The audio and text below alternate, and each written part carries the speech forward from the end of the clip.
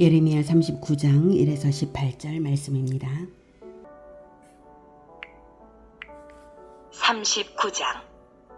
유다의 시드기야 왕의 제9년 열째 달에 바벨론의 느부갓네살 왕과 그의 모든 군대가 와서 예루살렘을 애워싸고 치더니 시드기야의 제11년 넷째 달 아홉째 날에 성이 함락되니라.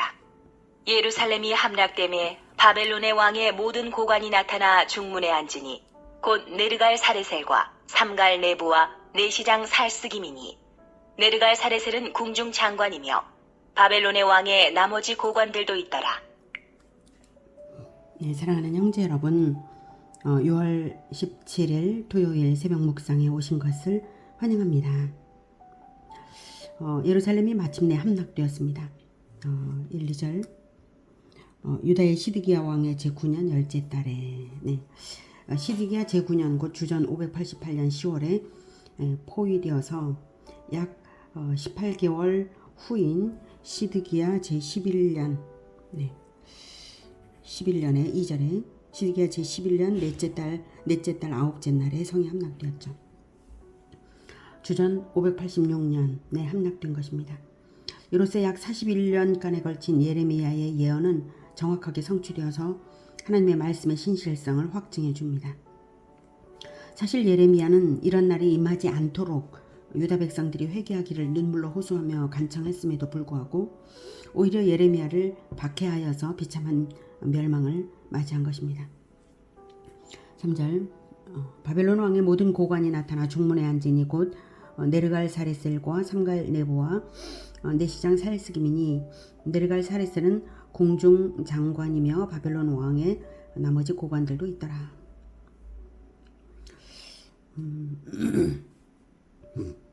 이 모습은 예레미야 1장 15절 예언의 성취입니다. 예레미야 1장 15절 제가 읽겠습니다. 내가 북방 왕국들의 모든 족속들을 부를 것인즉 그들이 와서 예루살렘 성문 어귀에 각기 자리를 정하고 그 사방 모든 성벽과 유다 모든 성읍들을 치리라. 여호와의 말이니라. 여기에서 중문에 앉았다고 했죠. 중문은 예루살렘 성의 북쪽 성벽의 중앙문인데요. 예루살렘 성 전체를 감시할 수 있는 요충지입니다. 한편 이 네르갈 사레셀이 두 번 이제 기록이 되죠. 네르갈 사레셀이 이제 중요한 사람인데 이제 시위대장 느부사라단의 이름을 옮기는 과정에서 잘못 옮긴 것으로 추측이 됩니다. 13절을 보면 이에 사령관 느부사라단과 내시장 느부사스반과 공중장관 네르갈 사레셀과 바벨론 왕의 모든 장관이 이렇게 나와 있죠.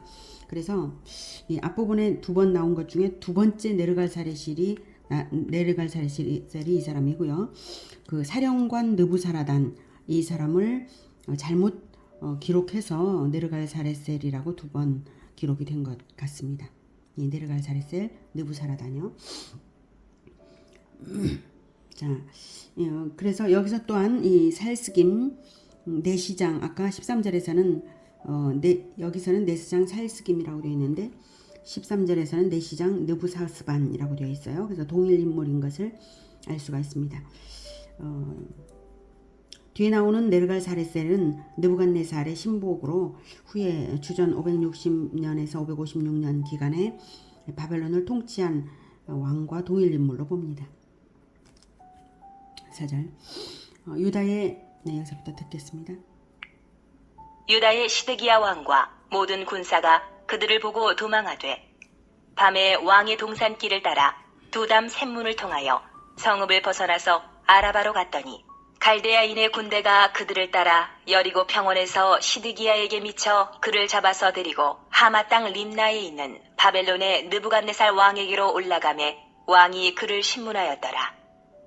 바벨론의 왕이 림나에서 시드기야의 눈앞에서 그의 아들들을 죽였고 왕이 또 유다의 모든 귀족을 죽였으며 왕이 또 시드기야의 눈을 빼게 하고 바벨론으로 옮기려고 사슬로 결박하였더라. 성우가 리블라를 림나로 읽었는데요. 림나와 리블라 같은 지명입니다. 시드기야가 예루살렘 성이 함락될 때도 네, 함락될 때까지 이제 항복을 하지 않고 그다음 야반 도주를 하다가 붙잡힌 것이죠. 시드기야는 왕으로서의 자질을 갖추지 못한 무능하고 비겁한 자라고 할 수 있겠습니다. 예레미야가 바벨론에 항복하면 생명을 살리고 성도 불사람당하지 않을 수 있다고 할 때 유다인들에게 조롱당할 것이 두렵다고 하면서 거부했죠. 유다인들에게 조롱당하는 것은 두렵고 바벨론에게 이렇게 도망치는 것이죠. 도망침으로써 더욱 큰 조롱을 당할 텐데요. 결국 함락될 때는 국가와 백성을 떠나지 않고 지켜내어야 함에도 불구하고 왕은 그래야 되잖아요. 먼저 야반 도주를 하니 백성들의 안전은 뒷전이었던 것이죠. 수치스러운 야반 도주를 할 것이면 차라리 항복을 했어야 하는 것이죠. 야반 도주를 할 것이 에스겔 선지자에 의해서도 예언이 되어 있습니다. 에스겔 12장 11에서 13절에 이렇게 나옵니다. 또 말하기를 나는 너희 징조라 내가 행한 대로 그들도 포로로 사로잡혀 가리라. 무리가 성벽을 뚫고 행장을 그리로 가지고 나가고 그 중에 왕은 어두울 때에 어깨에 행장을 메고 나가며 눈으로 땅을 보지 아니하려고 자기 얼굴을 가리리라 하라. 내가 또 내 그물을 그의 위에 치고 내 올무에 걸리게 하여 그를 끌고 갈대아 땅 바벨론에 이르리니 그가 거기에서 죽으려니와 그 땅을 보지 못하리라. 이렇게 에스겔에 예언되었습니다. 4절에 이제 왕의 동산길을 따라 셋문을 통해서 갔다고 했는데 이 둘 셋문과 왕의 동산길은 모두 예루살렘 남쪽입니다. 북쪽 중문에 있는 바벨론의 고관들을 피해서 남쪽으로 달아나서 사해 쪽으로 가는 것입니다. 네, 5절에서 이제 여리고 평원에서 붙잡혔죠. 하맛 땅 리블라, 여기서 하맛 땅 리블라에 이제 체포되어 갔는데 림나 이것은 팔레스틴 북쪽에 있는 성읍이고요. 느부갓네살의 군대가 거기에 주둔해 있었던 거죠. 느부갓네살의 신문을 받은 것은 시드기야가 원래 느부갓네살에 의해 세워진 분봉왕이었으나 바벨론을 배신하고 애국과 동맹을 맺어 반바벨론에 나섰기 때문입니다. 이 장면은 예레미야 34장 3절의 성취입니다. 제가 읽겠습니다. 내가 그의 손에서 벗어나지 못하고 반드시 사로잡혀 그의 손에 넘겨져서 내 눈은 바벨론 왕의 눈을 볼 것이며 그의 입은 내 입을 마주대하여 말할 것이요 너는 바벨론으로 가리라. 이렇게 했습니다. 6절 바벨론의 왕이 리블라에서 시드기야의 눈 앞에서 그의 아들들을 죽였고 왕이 또 유다의 모든 귀족을 죽였으며 이것은 예레미야 38장 23절의 성취입니다. 제가 읽겠습니다. 네 아내들과 자녀는 갈대아인에게로 끌려가겠고 너는 그들의 손에서 벗어나지 못하고 바벨론 왕의 손에 잡히리라. 또 내가 이 성읍으로 불사람을 당하게 하리라 하셨나이다. 이렇게 했습니다. 7절 왕이 또 시드기야의 눈을 빼게 하고 바벨론으로 옮기려고 사슬로 결박하였더라. 이것은 에스겔 12장 13절의 성취입니다. 제가 읽겠습니다. 내가 또 내 그물을 그의 위에 치고 내 올무에 걸리게 하여 그를 끌고 갈대아 땅 바벨론에 이르리니 그가 거기에서 죽으려니와 그 땅을 보지 못하리라.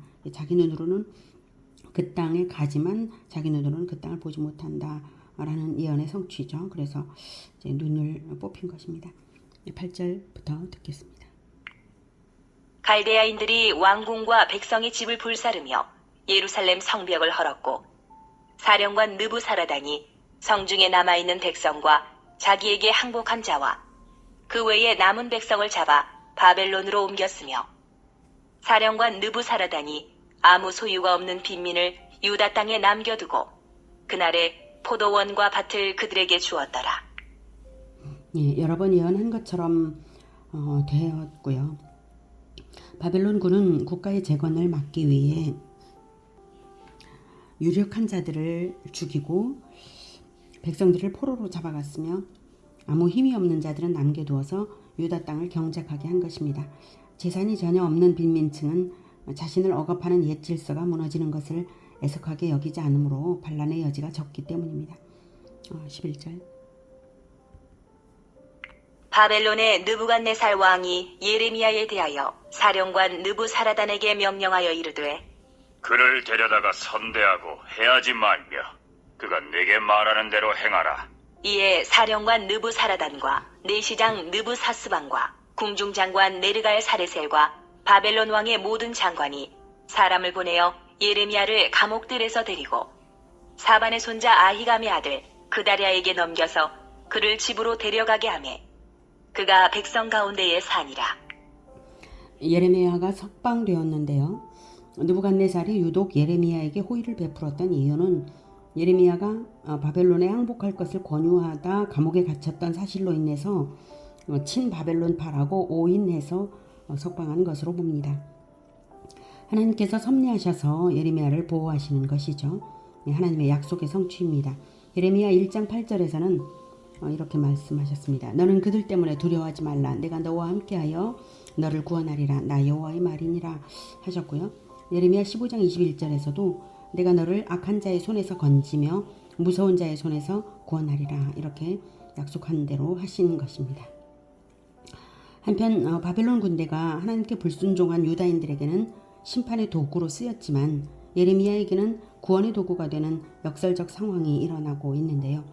이것은 최후의 종말에 있을 대심판에서도 동일한 원리대로 됩니다. 불신자에게는 영원한 형벌의 날이 되지만 성도에게는 반대로 영원한 구원의 날이 되는 것과 같은 이치입니다. 여기서 14절에 사반의 손자 아히감의 아들 그다랴. 그다랴의 아버지 아히감은 전에 여호야김 왕 때에도 예레미야를 도운 적이 있어요. 예레미야 26장 24절에 보면 사반의 아들 아히감의 손이 예레미야를 도와주어 그를 백성의 손에 내어주지 아니하여 죽이지 못하게 하니라 이렇게 되고요.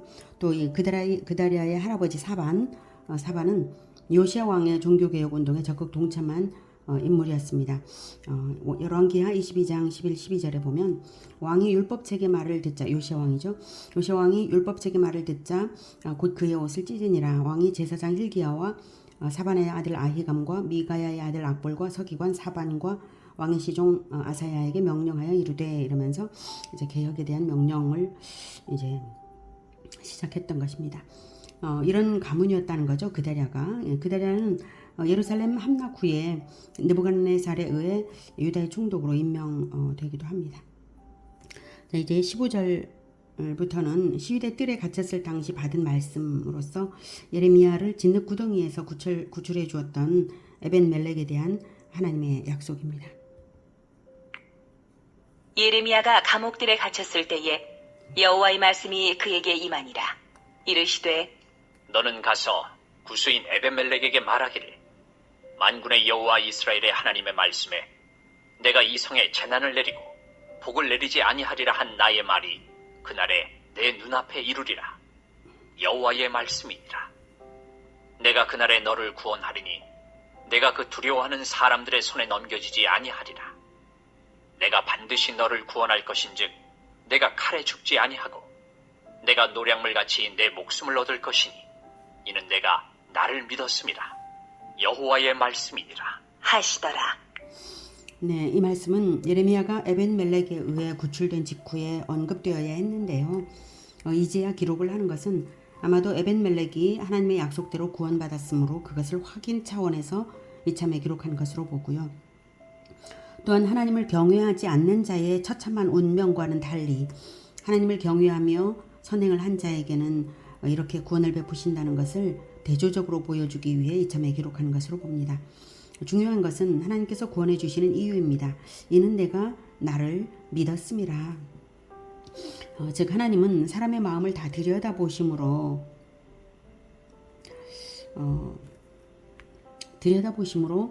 행동의 동기가 믿음이라는 것을 다 아십니다. 그래서 하나님에 대한 믿음의 동기로 선한 행위를 한 것에 상을 주시는 것입니다. 내가 노량물같이 내 목숨을 얻을 것이니 노량물같이 전리품같이 이렇게 표현하시는 것은 믿음의 선행이 영적 전쟁의 승리이기 때문입니다. 그리고 또한 전리품은 아무도 뺏어가지 못하는 거죠. 승리자가 가진 것이니까요. 그래서 목숨을 영원히 얻었다는 의미이기도 합니다. 에벤멜렉은 에디오피아 출신 내시로서 선민 이스라엘에게는 구원 밖에 있는 저주받은 자로 여겨지는 존재입니다. 그런데도 하나님을 경외함으로 용감하게 선행을 하여서 그 믿음이 인정되어 하나님의 백성임을 분명하게 확인받았고요. 환란의 날에 구원받은 것입니다.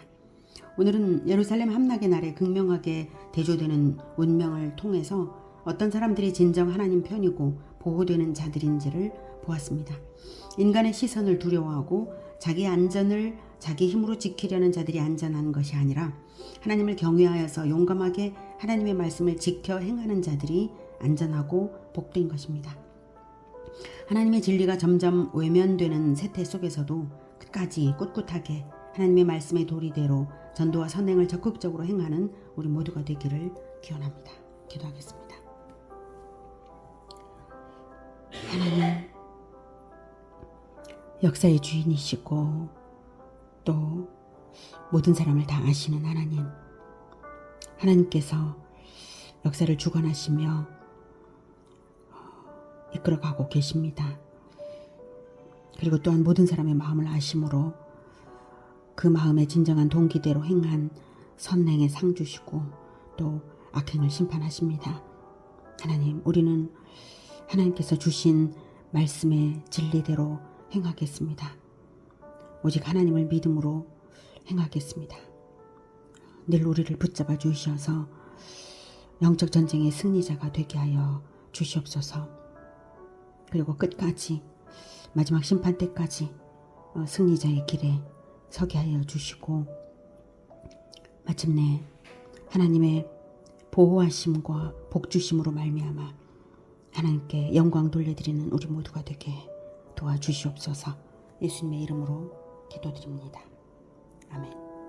이어지는 시간은 개인 기도 시간입니다.